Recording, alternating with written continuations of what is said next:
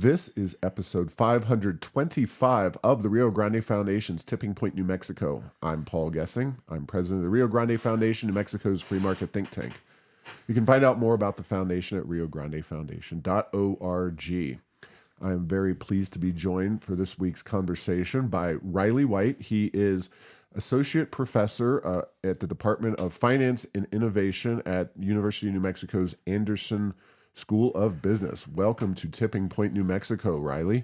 Thank you so much for having me, Paul. It's an honor to be here. Yeah, well, real quick, we got to know each other briefly. I kind of asked you to coffee after we were involved in a story on Channel 7 KOAT dealing with New Mexico's workforce participation rate, and kind of a story that dealt with a few bigger economic issues. And just I'll come clean and say that I really thought that you had some good, incisive remarks, and I thought you made a good case for the economic positions that were involved in the story. And I said, let's get together, and we did. But before we get into kind of the nitty gritty of economics and the way you approach things and your involvement in the UNM faculty, why don't you go ahead and talk a little bit about how you got to New Mexico, because you are not a native New Mexican, but you've been here doing your thing for a while. Oh, thank you so much, Paul. And it's great. This is my 11th year at UNM. Love living in New Mexico. Love my students. I've taught over 1,500 students in the last 11 years. Last few years, I've been in administration where you teach fewer students, but you still have, access to some of the best and brightest folks, and some of our alumni are outstanding. So the journey has been a long one. So it didn't come from a position of moved around a lot as a child, grew up in lived in Chicago, Ohio, Massachusetts, all these places, didn't know.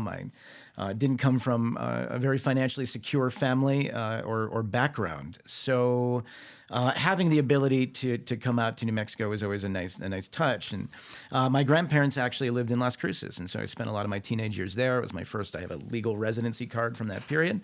Came back out to Massachusetts, went to college, went into banking. I realized not having money. What do you study in college? Study money. So I studied finance, and it's learning a language of something you don't know a lot about, and that was wonderful. And I went to a public institution there, UMass Dartmouth, and graduated with summa cum laude. Went in banking, and then went back for my PhD right during the financial crisis of 2008, when the writing was on the wall.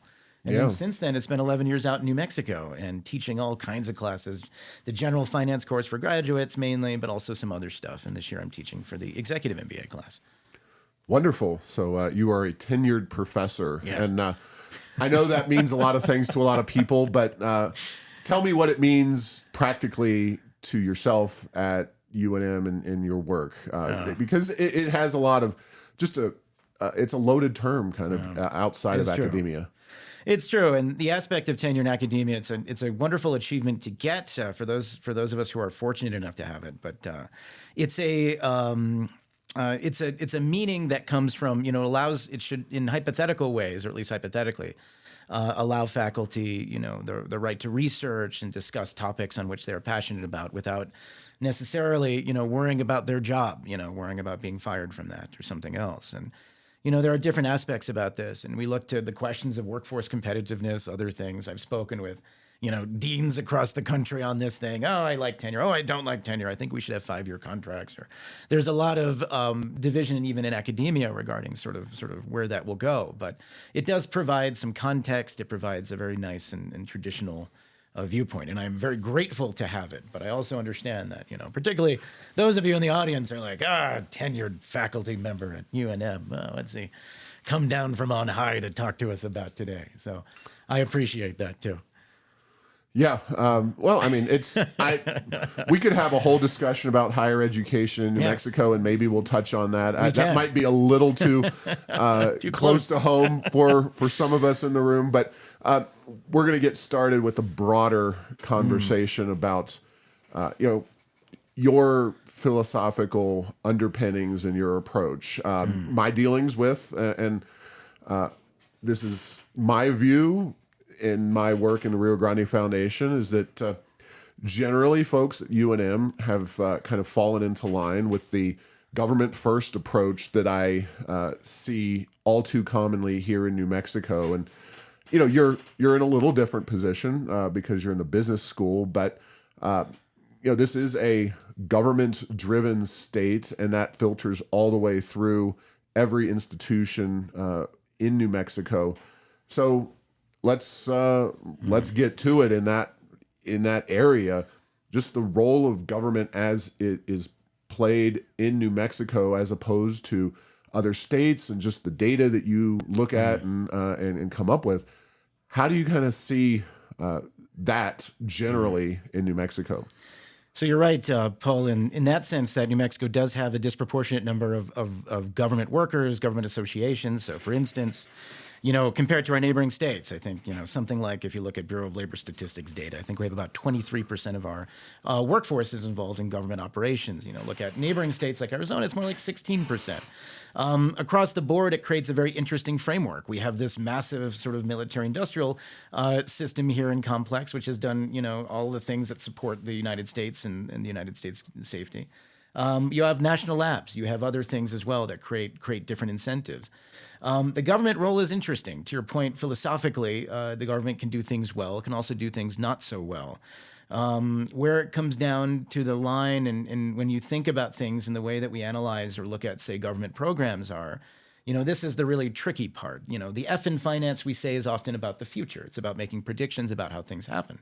That's really hard to do. And so when you bring a bunch of economics or finance people in a room, we make very careful observations. We try to predict the impact of something like legislation, try to predict the impact of something like changes to rules or organizational changes. And often, many well-intended bills have had bad ramifications, or they've had downside ramifications over the long run that people haven't anticipated.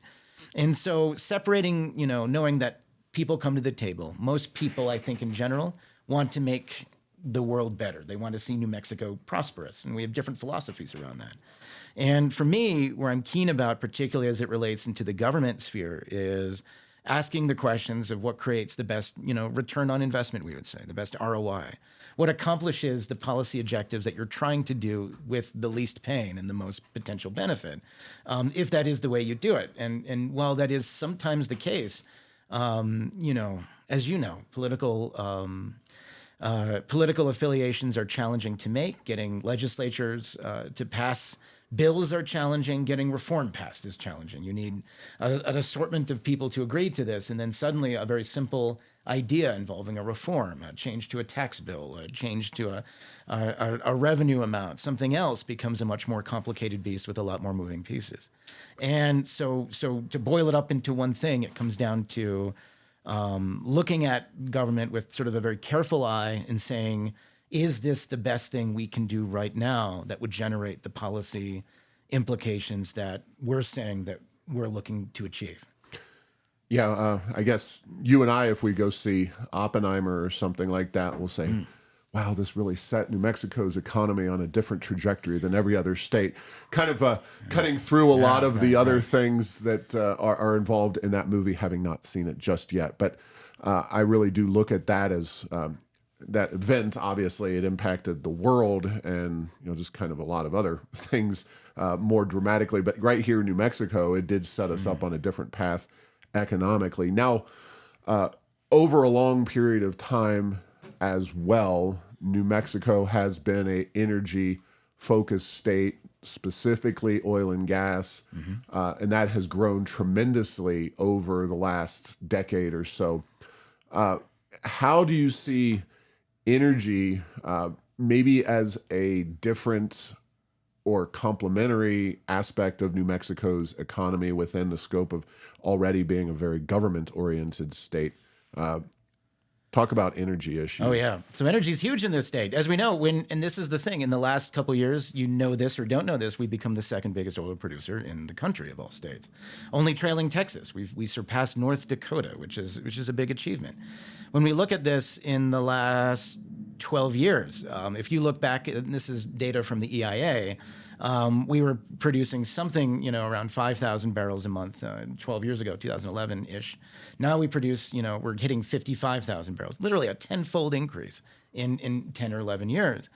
And much of that is due to technology and improvements in stuff like, removing oil from the ground, things like fracking, other things, right? So we know that back in 2015, 2016, bringing oil out of the ground, like from, a fracking situation might have a break-even price at $75 a barrel. Technology has improved. It's more like $40 a barrel. And there are Permian wells, and everyone who works somewhere within the aspect of the Permian Basin or even the San Juan Basin, everybody knows somebody who's got a well out there that's producing oil at $10 a barrel, and it's still coming out of the ground, and it's just a great thing. But the hard part is this duality we have in this state, right? So the oil is a global commodity. Oil proceeds; it will be consumed regardless of what we do or don't do. And New Mexico has a position and an advantage because we're able to produce this much oil.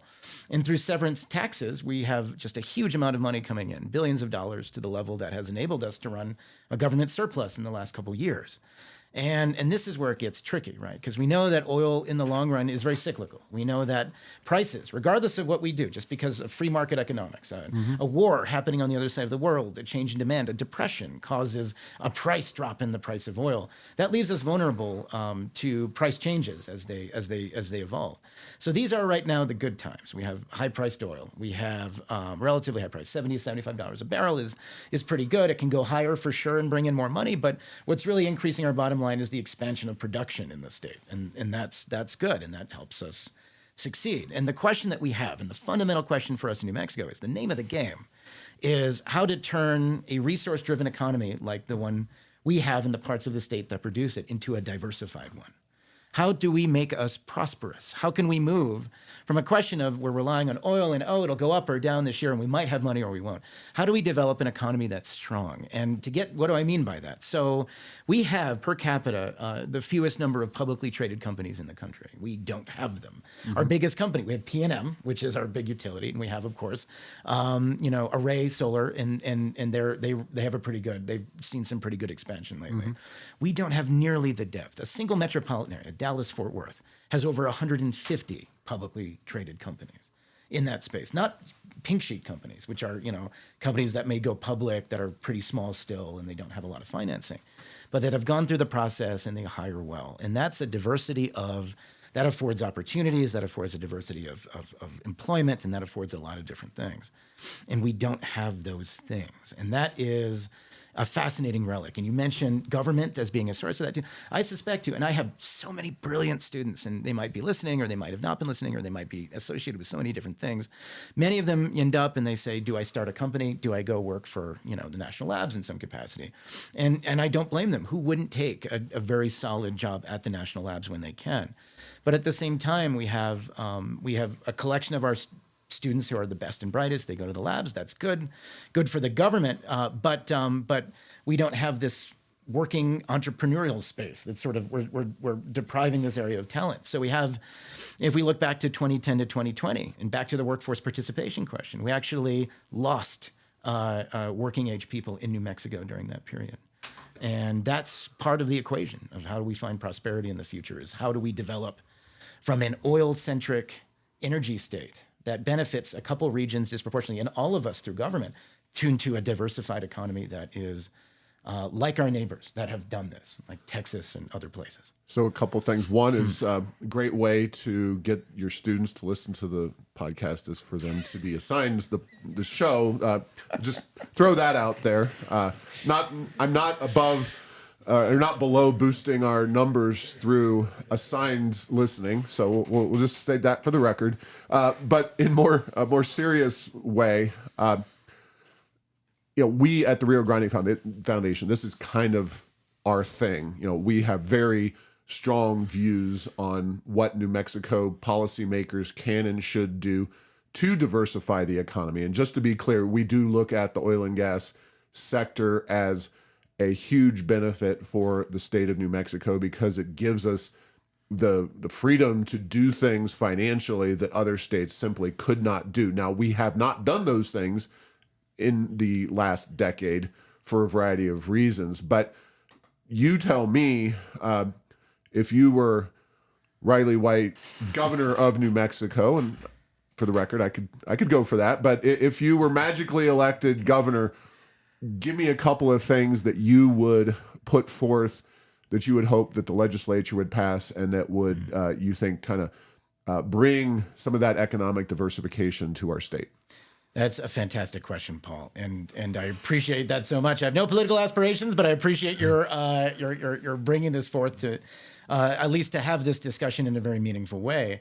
I think that when you look at this question, if we were to wave a magic wand and sort of what would create a more competitive economy for New Mexico, right? So we have to think about the nature of things. What makes a company start here, succeed here, thrive here in that sense? We need a few things, a few factors, an infrastructure, so you will. You need an entrepreneurial infrastructure. You need financing. You need a lot of companies who can provide money. You need a workforce that is willing to stay here. And, our education, K through 12 education, we're ranked 50th in a lot of ways. That doesn't mean we do a bad job universally. Last year, I was part of, a side note, a group called the Changemakers, who were looking at, and I also serve on the board of a charter school, and we look at other things and there's some outstanding leadership across the board involving in some charter schools that have shown drastic progress. You enter these charter schools and you look to these students and they're all raising their hands, they're all involved, they're all interactive. It shows it's very much possible to be built here. And so there's a lot of things. First, education's fundamentally important. We have to evaluate that and make it better. How do you do it?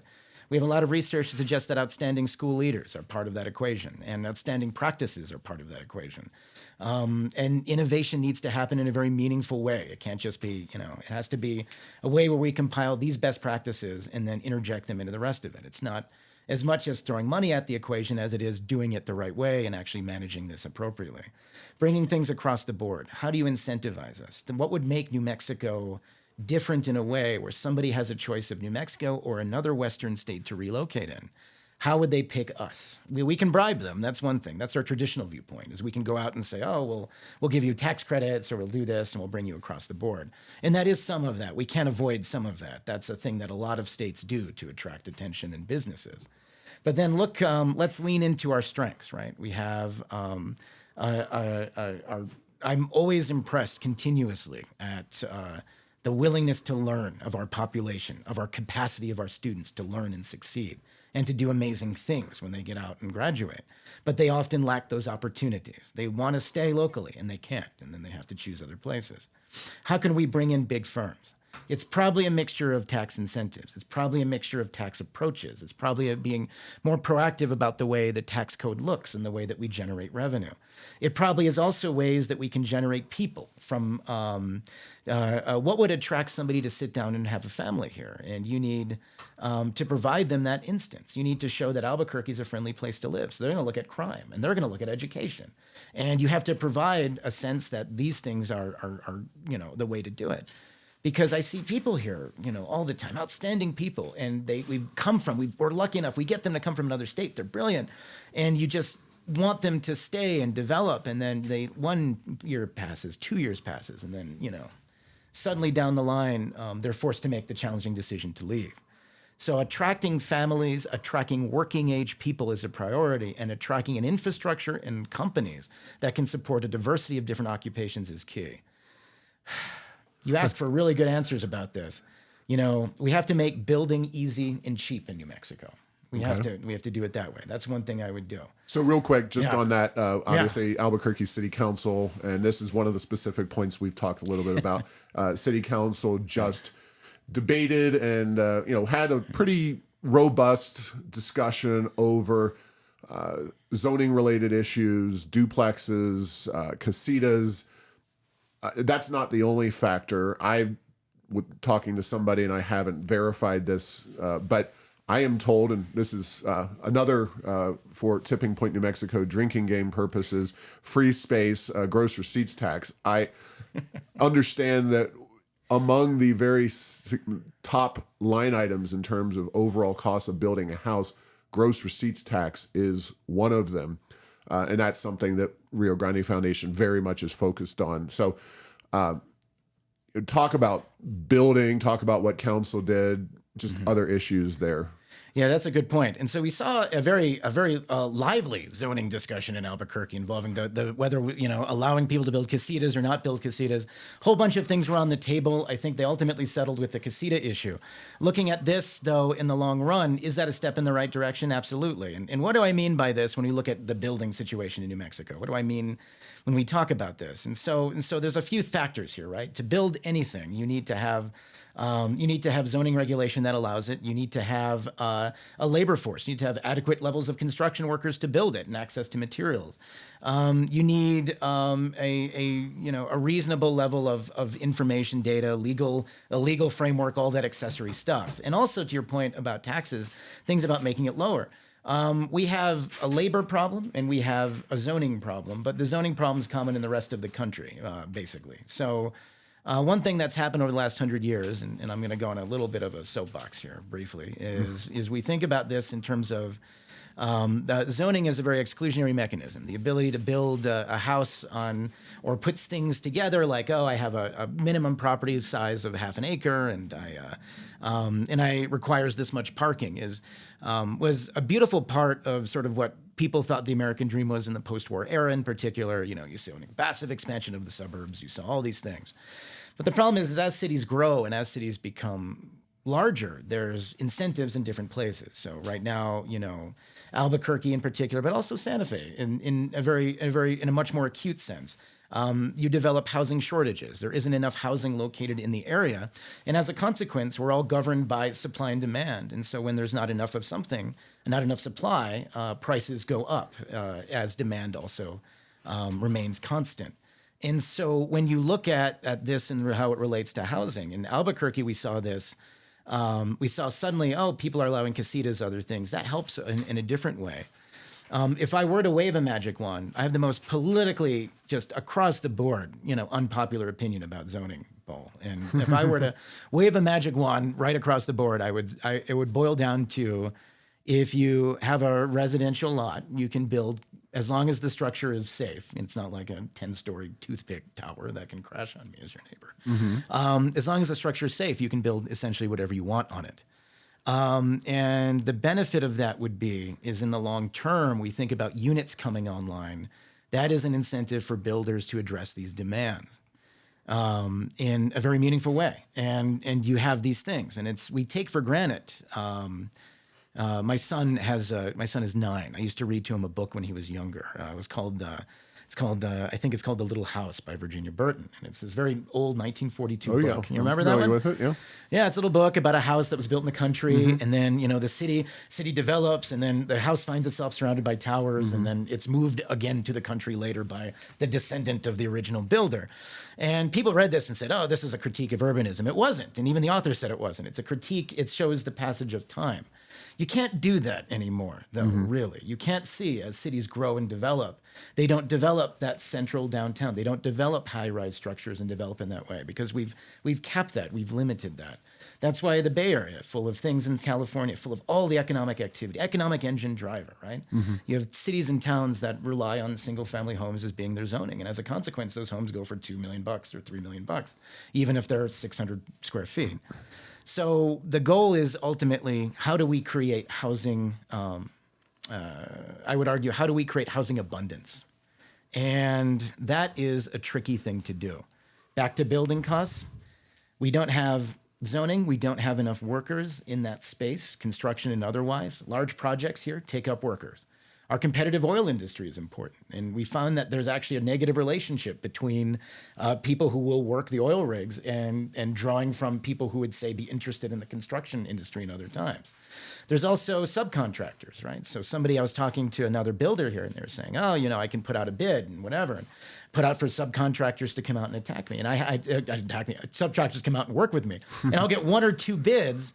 And, I worked in Texas. I got 8 bids or 9 bids or 10 bids. And so the projects themselves are also less competitive across the board. That adds to cost. So you need, markets can work when you have a lot of suppliers, a lot of buyers, and you need a lot of both of those things. Well, you mentioned San Francisco, and that's probably on the extreme end of a city that is very heavily regulated. I know one of the few bright spots from your perspective, and generally speaking, I think there's something to be said for it, although I don't follow California policy very closely, is that California is trying to encourage some level of density and Yes. in their cities. But Houston is the exact kind of almost polar opposite. Houston is a city that has no zoning. It's a very freewheeling city. Is that what you're going for in kind of in reality with your policy? You've fallen into my trap, Paul, which is what I hoped for. Inevitably, when people talk about zoning, they talk about Houston comes up, right? Sure. And the reason Houston comes up is back to Paul's point. Last 100 years, zoning exists everywhere.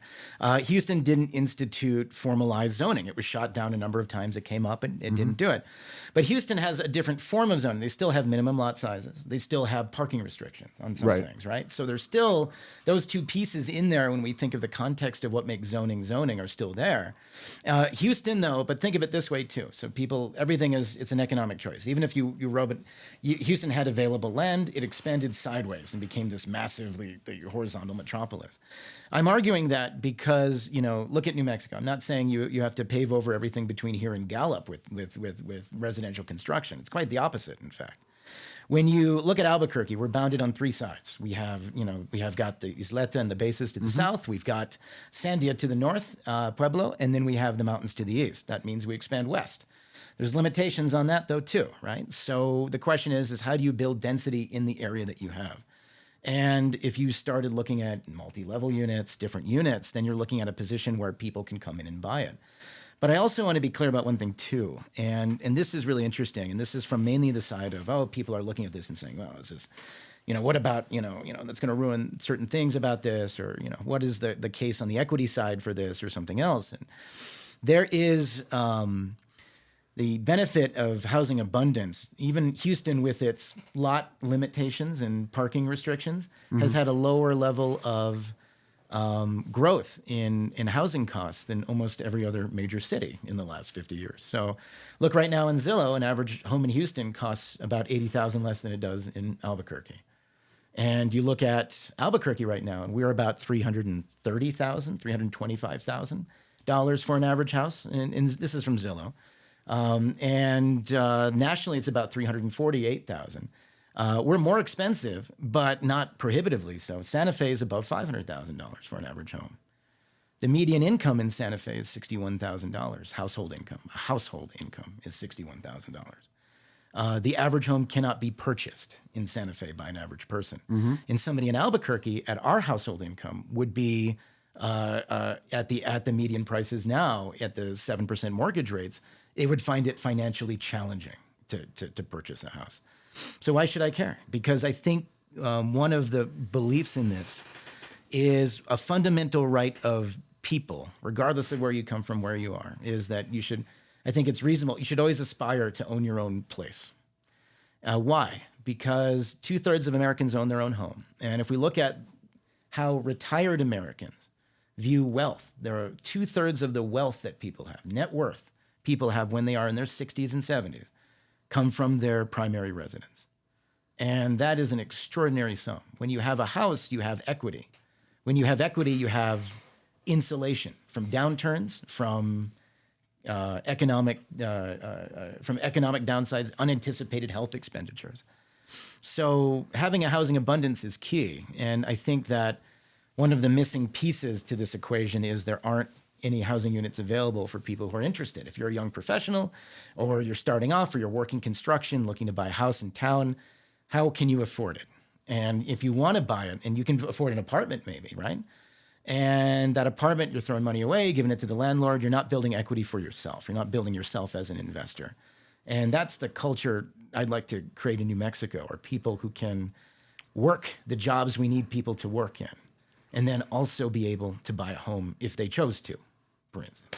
Now, Santa Fe, just kind of concluding a little bit on this point, is considering right now a excise tax on what relatively high value homes being sold, $1 million and up, which if they don't index to inflation, given the Santa Fe property values, they could be dealing with median home price at $1 million not too far into the future. But taxing the sale of those and funding program to help with lower income housing. Now, I've made the point that Santa Fe fundamentally needs to address the housing scarcity issue. They are one of the hardest places to build, many regulations and restrictions.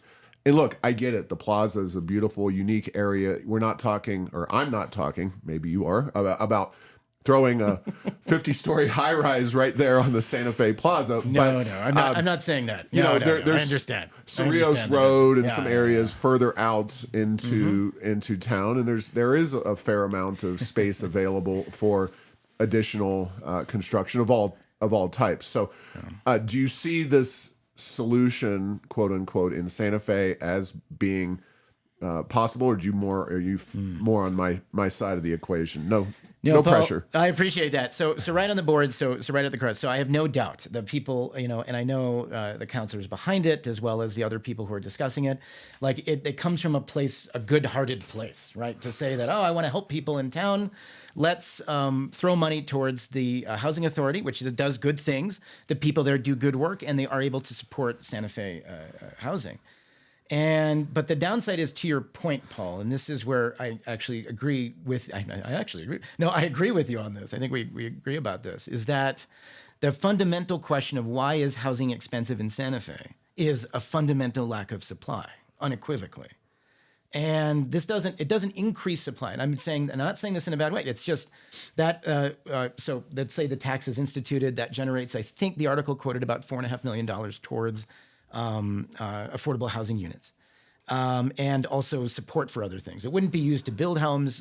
Maybe some of it would, but some of it would be used towards helping people get down payments, other things. Again, and I want to reiterate this, the average median home price in Santa Fe is over $500,000. The median household income is $62,000.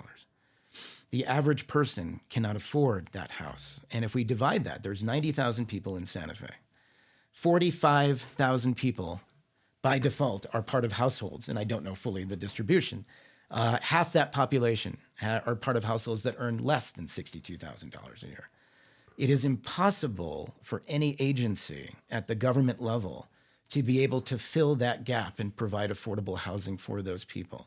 When you have that option, it is a wonderful thing. If you're in a position in Santa Fe where you're part of some of this benefit, that is great. You get money towards your rent, all that other things. You've been selected by sort of that gilded hand that comes out of the sky that picks you up and says, this is good.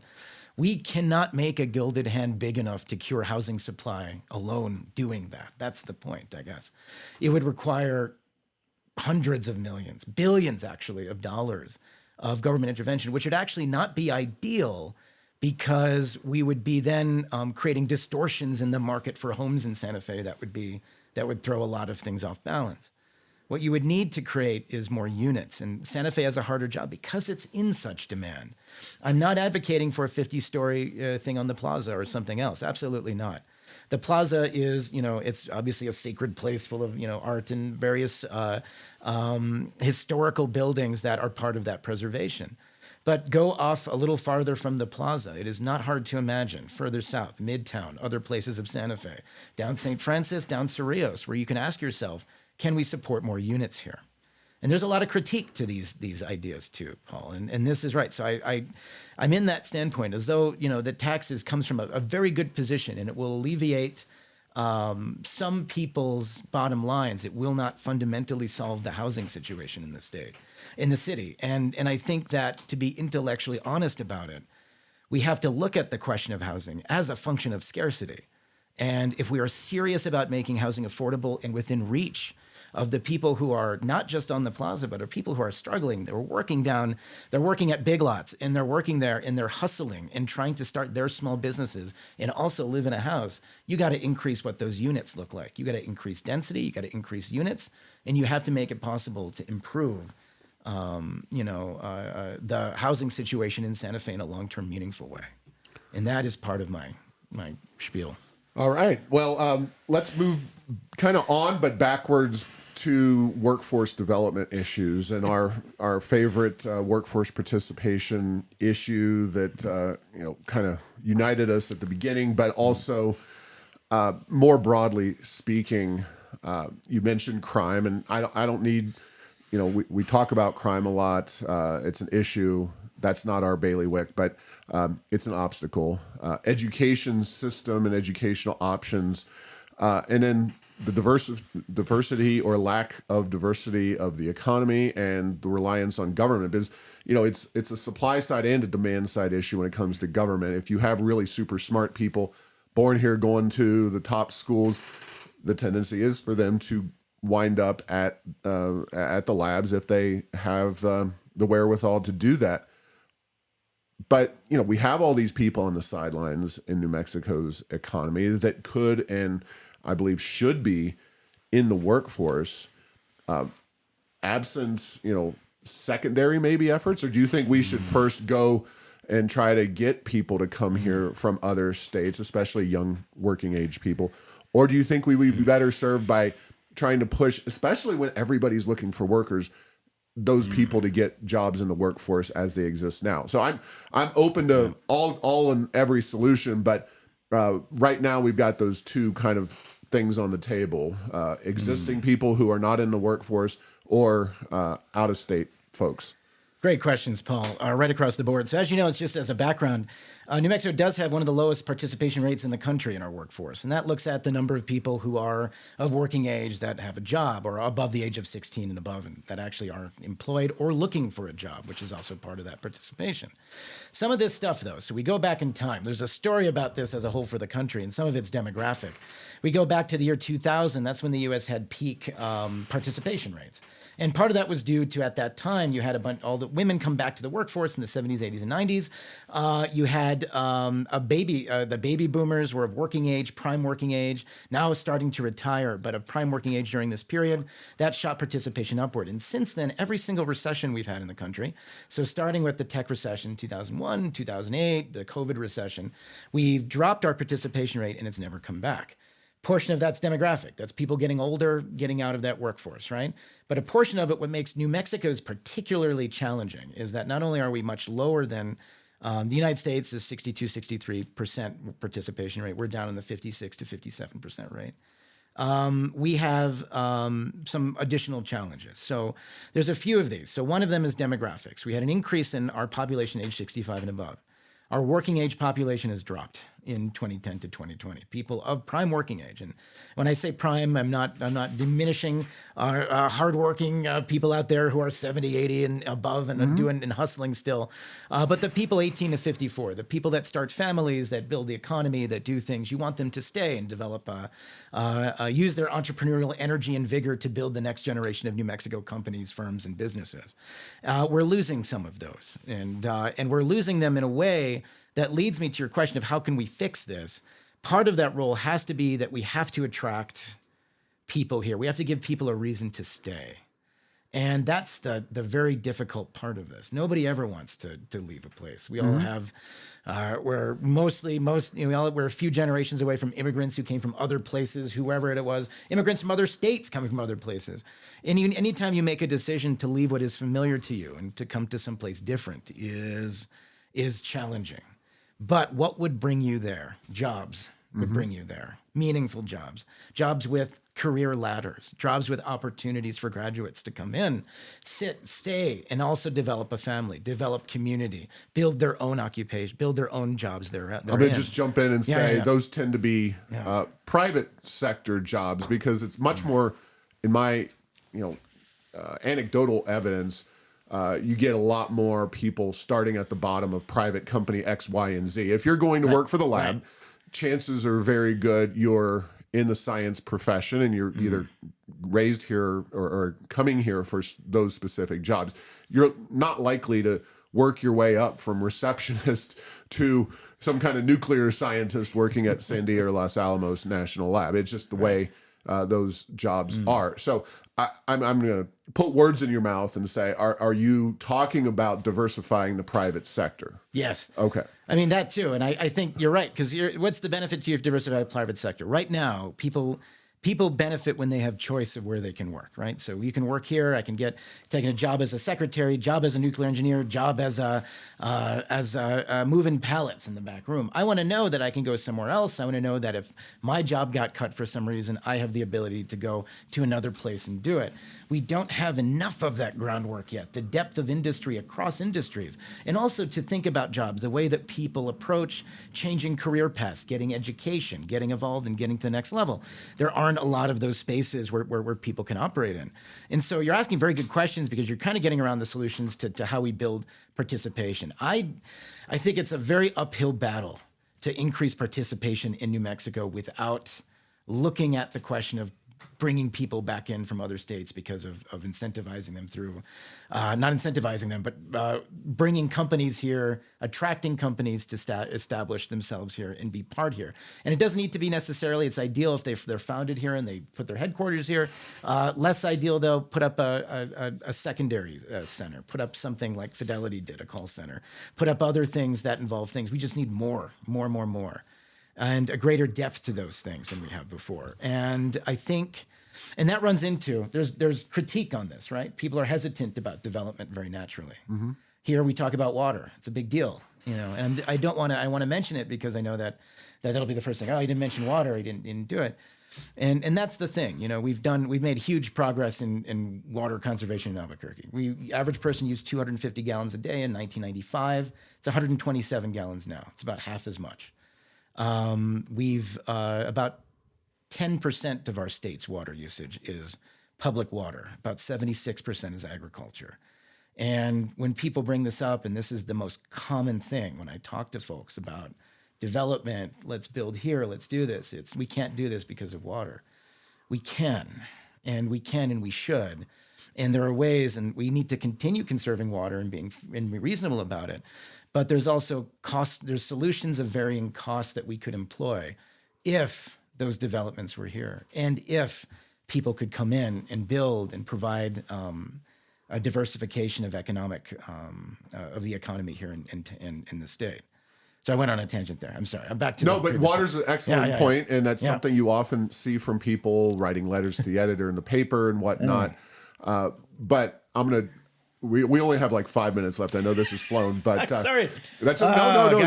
This is sorry. great. We'll do it again in the future. So many things. But so I'll throw out the ideas that RGF will work on, and you can tell me in your own opinion, and feel free to tell me that you think we're crazy. So policy critique time. I like it. Go. Gross receipts tax reform with an eye towards making it more of a sales tax rather than the business inputs and service taxation, at least service inputs. We could talk about into consumer sales taxation on services. That's a different story, but I'm talking business inputs.